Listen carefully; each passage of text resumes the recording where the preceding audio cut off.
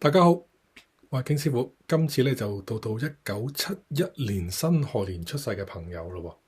咁佢今年嘅喺2026年丙午年嘅運程係點呢？今年咧真係要小心啲。今年咧有個比較麻麻地嘅格局咧，叫白虎槍角。你係會比較暴躁，好容易咧就因為暴躁而出好多問題。譬如你一暴躁嘛，嬲嘛，決定錯嘢。講錯嘢、做錯嘢、暴躁嘛、急嘛，好容易會扭親，好容易有血光，好容易出錯。今年慢啲，再慢啲。又因為咁樣，成日做錯嘢要補鑊，成日做錯嘢要補鑊，成日講錯嘢出麻煩，搞到你自己嘅情緒好有問題。嗱，我見到甚至乎有機會又出抑鬱呢個情緒問題，去到有多少嚴重嘅。咁咧，有陣時就好暴躁，有陣時就抑鬱咁啊。自己去好小心處理呢個問題希望大家唔好太嚴重，都只係做嘢快啲啫，可以係諗嘢比較以前心思細密，呢個係最好最輕嘅講法啊。輕則就係比以前快，諗嘢比以前細密。嚴重嘅話，哇，有機會咧好暴躁，講錯嘢出血光情緒出問題。好啦，咁今年朋友緣咧就爭啲喎。以前嗌食飯叫朋友幫手咧，個個都嚟。今年可能爭少少咁所以好多嘢都要靠自己咯。仲有咧，又有多一個白虎啦。不過空亡咗嘅，空亡意思就係有機會血光係你側邊擦身而過，小心啲。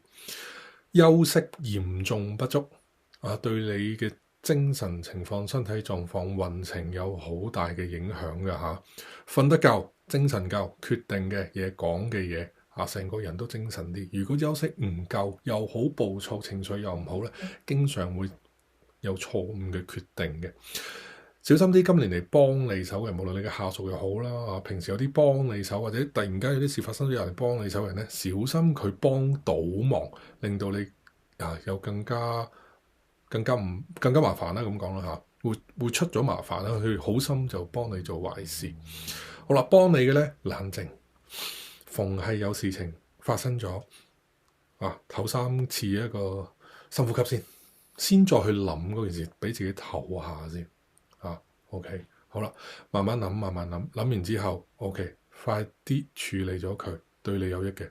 諗當然要慢慢諗啦，因為你知道自己情況唔係太好，慢慢諗。我做嘅時候快啲處理咗佢，原因係唔好積咁多事情一次過處理，咁你就會又急又快又猛咁所以咧就快啲處理咗佢就可以噶啦。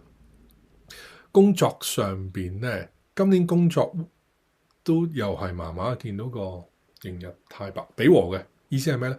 工作還可以嘅，冇乜大問題，但係工作係會少咗，因為有空亡元武啦，就係代表咧，喂唔見咗啲，即係我個生意會少咗啲啦，我嘅工作量會少咗啲啦，會亂咗啦，比以往亂啊，即係行政又好，人事又好，生意上邊對外窗口又好，都係比較亂嘅。還可以，但係裏邊會比較亂，同埋工作上面會冇人幫手全部自己嘅嘢，想問以前有人幫下手今年冇咯，要自己搞掂佢咯，正所謂食自己咯。咁今年有少辛苦，但係尚算順利。好啦，財帛宮咯，今年財帛宮咧就爭少少。今年財帛宮咧受沖，即係你個銀包或者你個銀行簿沖走咗，咁仲要克住你喎。咁今年嘅財運咧爭少少。強烈建議可以喐嘅錢、流動嘅錢，盡量撳住佢唔好喐。OK， 因為呢2年個經濟狀況，全地球唔好講香港都係幾差嘅。未來呢2年都幾差，所以咧有錢可以買啲黃金嘅實金你唔好買紙金可以做個保本。咁我啲錢冇咗，橫掂都係冇。我啲錢橫掂都係冇。今年財運橫掂都係渣嘅。喂，我買咗啲嘢擺喺度冇喐，咁我啲錢咪冇咗咯。係嘛？以前咧會如果你有錢買樓但係而家樓市唔 OK 嘛，買金係嘛？嚟緊呢2年都成個地球都好亂嘅，咁買黃金係最好嘅咁可以解決到呢個問題。小金粒係嘛？咁樣買個小金粒。工作財運，跟住去到感情咯。感情上邊咧，今年咧就比較多摩擦啦。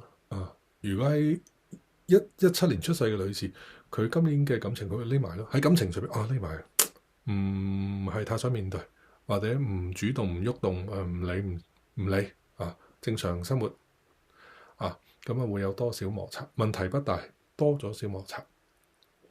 健康上邊小病小痛啦，咁但係自己暴躁同埋情緒問題緊要啊。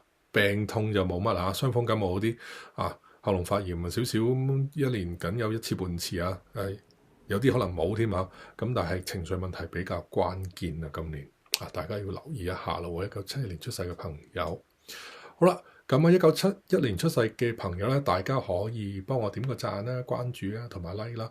如果想知道今年專為你而設嘅奇門遁甲布陣係點樣布嘅咧，你可以喺點樣布幫你去趨吉避凶嘅。